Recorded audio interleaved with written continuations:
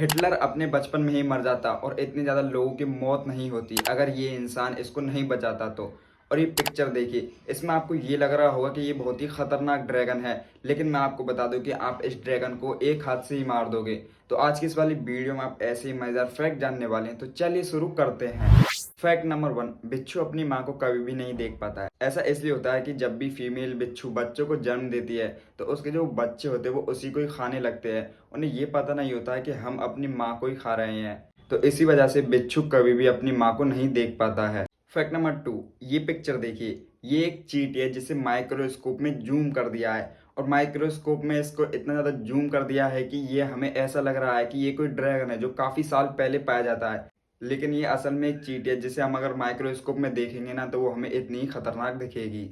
Fact number 3, Bharat का एक इंसान है जिसका नाम देव आनंद है। वो इंसान कभी भी काले कपड़े नहीं पहन सकता है क्योंकि भारत के न्यायालय ने इस इंसान पर काला सूट यानी कोट पैंट पहनने से रोक लगा दी है, क्योंकि ऐसा माना जाता है कि जब भी यह इंसान किसी गली से निकलता है तो लड़कियां इसके लिए छत से कूद जाती थी इसको देखने के लिए।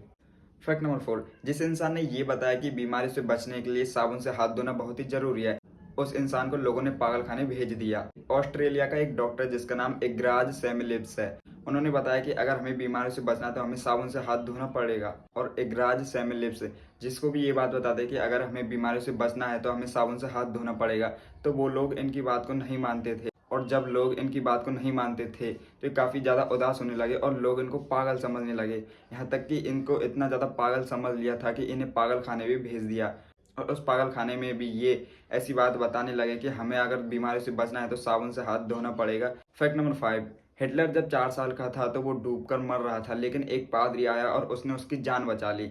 और जब वो बच्चा बड़ा हुआ तो वो बाद में हिटलर बन गया और ऐसा माना जाता है कि लगभग 60 लाख लोगों को हिटलर ने मार दिया। और जिस पादरी ने इस हिटलर को बचाया था जो कि 4 साल की उम्र में डूबकर मर रहा था, तो ऐसा माना जाता है कि इतिहास की सबसे जो बेकार दया है वो इसी को ही माना जाता है।